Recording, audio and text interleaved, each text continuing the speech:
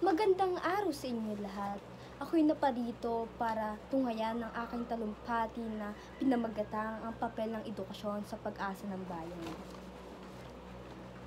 Kapag naririnig natin ng edukasyon, agad pumapasok sa ating isipan ang paaralan, guro at pagsusulit.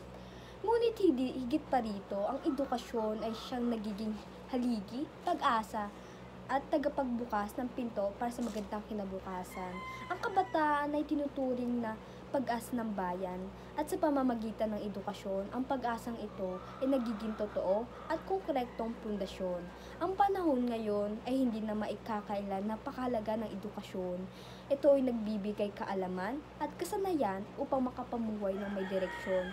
Kung walang sapat na edukasyon, madali tayo malinlang ng maling impormasyon, maging alipin ng kaharian at mawalan ng tiwala sa kakayahan. Kaya't tungkulin ng kabataan ang mahalagaan ito. Subalit hindi lamang ang kabataan ay may pananagutan, ang pamahalaan, mga guro at magulang din, ang mga mahalagang gampanin din. Ang pamahalaan ay nararapat na palagahan ito at sapat na pondo at programa upang masiguradong abot kamay ang kalidad ng edukasyon. Para sa lahat ng mga guro naman, nagsisilbing gabay ito upang mahubog ang kakayahan at ng kabataan.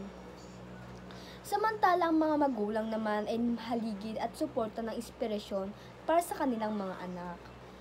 Naniniwala ako na ang edukasyon ay nagiging karapatan, hindi responsibilidad, ay hindi na basta-basta pumapasok sa paaralan.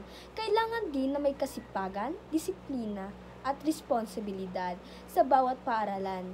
Sapagkat sa bawat batang sumisikap ay mag-aaral, may isang kinabukasan din sila, mas malino na para sa ating bayan. Sa pagtapos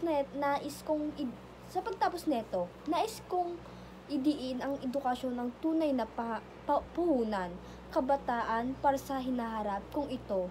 Ang ating pangangailangan, tiyak na pagbubunga ito, mas maunlad at nalipunan ng edukasyon, ang ating sandata kamay sa bawat kabataan, handang magsikap, nakasalalay ang kinabukasan sa ating bayan.